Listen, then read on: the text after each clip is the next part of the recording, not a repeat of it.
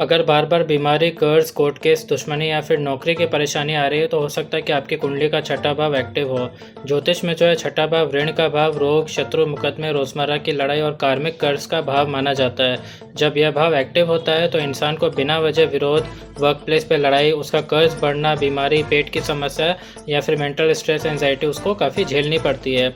और इसके जो नेगेटिव इफेक्ट्स होते हैं खासकर तब बढ़ते हैं जब यहाँ छठे भाव में राहु, मंगल, शनि या केतु बैठा हो या छठे भाव का स्वामी कमज़ोर होकर किसी भाव में बैठा हो।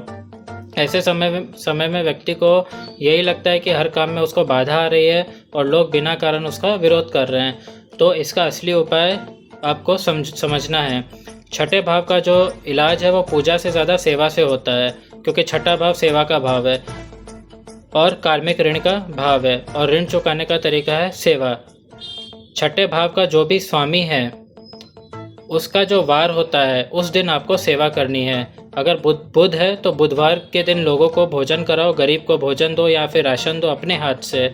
शनि है तो शनिवार के दिन ज़रूरतमंद की या फिर लेबर की मदद करो। गुरु है तो गुरुवार के दिन गरीब को खाना खिलाओ, पीली दाल का दान करो। बीमार लोगों की मदद करना, हॉस्पिटल में सेवा करना, जानवरों की सेवा करना, खाना खिलाना, मानसिक सहारा किसी को देना या फिर बिना पैसे के किसी की मदद करना, ये सब छठे भाव को शांत करते हैं। तो ऐसा करने से कोर्ट केस, दुश्मनी, कर्ज और नौकरी की रुकावट धीरे धीरे कम होने लगती है।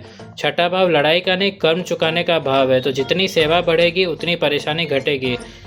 आपके कुंडली में छठे भाव में कौन से ग्रह बैठे हैं कमेंट सेक्शन में बताओ। जय श्री महाकाल।